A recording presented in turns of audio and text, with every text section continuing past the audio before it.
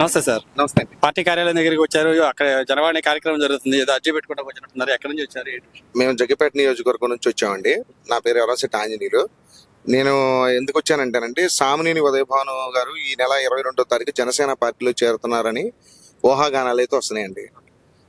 నేను ఆ నియోజకవర్గంలో ఆయన అమ్మడి తిరిగినోడిగా, ఆయన అటువంటి వ్యక్తి జనసేన వంటి మంచి పార్టీలోకి రాకూడదన్న కారణంతో నేను వినతి పత్రం ఇద్దామని వచ్చాను. తీసుకున్నారా? తీసుకున్నా. ఎలా స్పందించారు? బాగానే స్పందించారన్న. పవన్ కళ్యాణ్ గారికి పంపిస్తాను. సమస్య ఉందని కూడా చెప్పి అంటున్నారు. ఏంటి సమస్య ఇది? సమస్య అంటన్నా, ఇప్పుడు ఉదయభాను గారు అనే వ్యక్తి మేము వైసీపీలో ఉన్నప్పుడు సొంత కార్యకర్తల మీద కేసులు పెట్టించినటువంటి వ్యక్తి.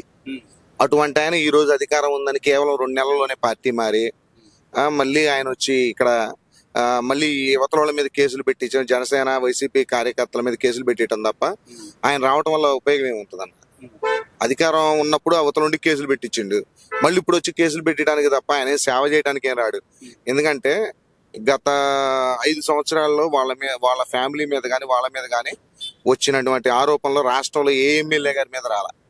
ఏది వైసీపీలో బియ్యం, ఉసిక, మట్టి అన్ని వాళ్ళ కుటుంబ సభ్యుల మీద వచ్చిన ఆరోపణలు. ఇప్పుడు జనసేనలో ఉన్న వాళ్ళందరూ కొత్త నాయకులు, కొత్త క్లీన్షిప్, కొత్త రక్తంతో వాళ్ళు ముందుకు వెళ్తున్నారు. అటువంటి పార్టీలో ఈయన వచ్చి ఇప్పుడు మళ్ళీ అదే దందా సాగించడానికి తప్ప ఉపయోగం ఏముంది ఆయన వల్ల? అదే విషయం పవన్ కళ్యాణ్ గారికి తెలియజేద్దామని వచ్చాను.